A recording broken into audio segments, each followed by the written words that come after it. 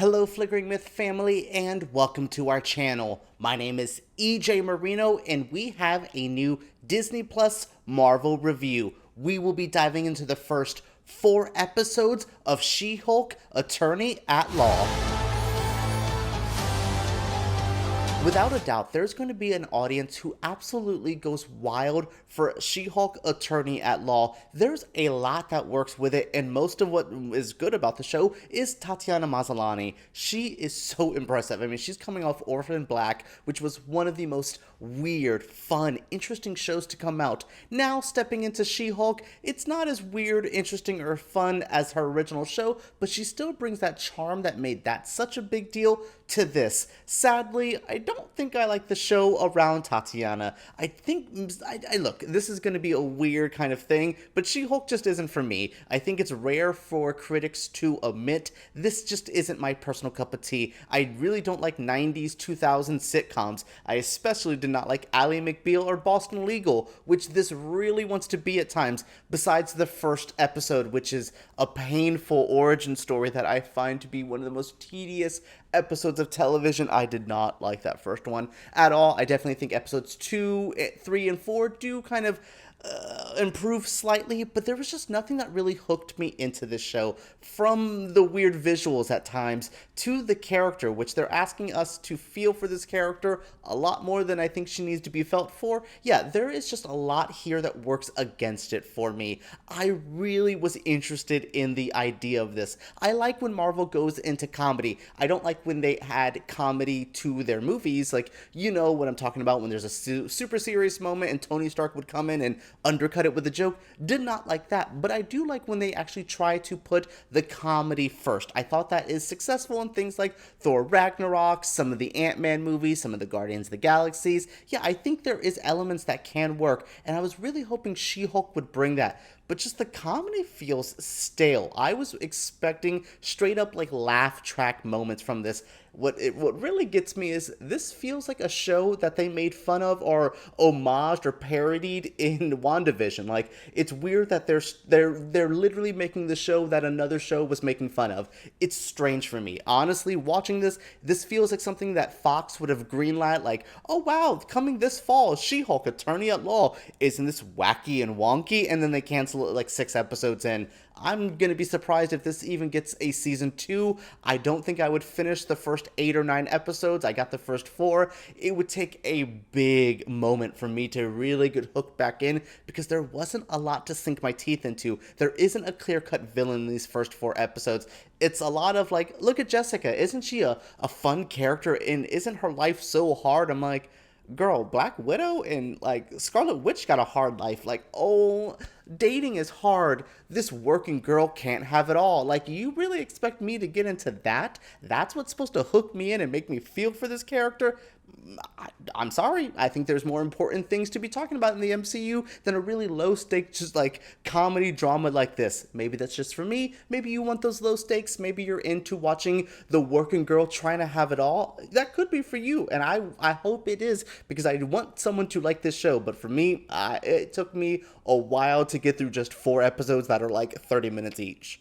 Tatiana Maslany plays Jessica Walters, a cousin of Bruce Banner's Hulk, who is accidentally like mixed with Hulk DNA, and that sends her life down a very different path. This is something that she's not ready for, but she also uses it to her advantage when she is the She-Hulk, when she's this a green goddess of a character. She feels a bit more empowered. She's a bit more sexier. The hair gets blown out. The makeup is done. She really does feel empowered as She-Hulk. So this is watching her trying to balance that life, balancing her work life, where she's trying to get ahead in this weird world of being like a superhero lawyer, but she's also trying to have it all in her fun personal life. She has no time for dating. No. She's a hookup kind of girl. But yeah, I like what they're trying to do. I just feel like in Marvel, in what I expect from my Marvel things, and this is a pure after Endgame kind of vibe, I need bigger, bolder, over the top. At least, like, when you're gonna scale back to the Marvel stuff, go back to the origin route, which we've done with a couple of our films now, or even our TV shows like Miss Marvel or Shang-Chi,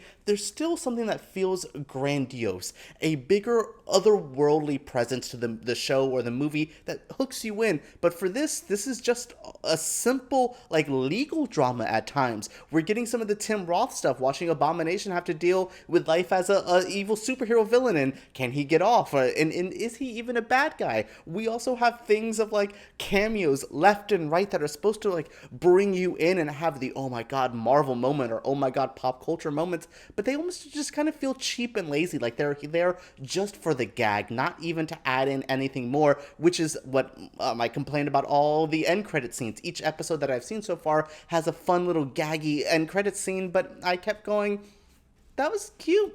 Okay, that's kind of my overall vibe of the whole show. It's very cute, and I wanted something a bit more important, something a bit more noteworthy. One thing I do appreciate, and something that I feel is going to scare off a lot of people, but it didn't scare me off, thankfully. Other things about the show were not my favorite, but the show is definitely very feminist. I think way more than Miss Marvel was, way more than, like, any of WandaVision tried to be. Well, I mean, Black Widow, I don't even think that had a political statement, a viewpoint, a cultural moment. It was just like, here's the late, Black Widow movie you guys been wanting. But this one definitely is trying to say something. It is dealing with modern life for women, dating, especially when you look a bit different, being sexualized for that, and do people really like you, and sometimes people don't listen to you in your very male-dominated world. I thought all these things are very important, and they do touch on them. So there's a part of me that thinks it's kind of subversive that, like, this 14-year-old boy is gonna watch this She-Hulk show and then get, like, small, like, hey, sometimes we should be treating women a bit better. I'm like, hey, that's kind of subversive, and that could actually get people to work. The character's always been that. It's always been there. So I thought it was interesting to include that. I wish the episodes were a bit better. I wish the character I could relate to more and feel like, oh, for her struggles. Like, there's a part of me that went like, yeah, this sucks. But, like, again, like, Wanda has been systematically tortured since she was a child. She lost her man. She made up a fake town. Then, like, Doctor Strange tried to kill her. Like, I'm sorry, when, like, dating is a hard struggle for you, like, same thing I had with Miss Marvel. Yeah, it sucks, like, your culture is not always great for the American society and being a young Pakistani girl, but girl, really, there's other shit going on in this MCU that I need to focus on. Kang is in the background, and you want me to care about a lawyer? I don't know. That's just me. That's just my personal thing. But again, I do like the feminist edge that this has. I do think it's impressive that they got this in with it feeling natural in the show. And I will always admire when they try to put a social cause, put a message in the show, and it still feels natural. So applause for that, because I don't have many other applause for the show. Alright everyone, that is it for my review of the first 4 episodes of She-Hulk. These are my overall feelings. If you want me to dive into each episode, I will do that for you. If you want me to continue the series review once the whole thing comes out, I will do that as well. So share your feelings down in the comments below. Subscribe to Flickering Myth, because we make videos like this every single week. And give me a thumbs up if you did enjoy. Alright everyone, let's talk about She-Hulk, Attorney at Law, down below.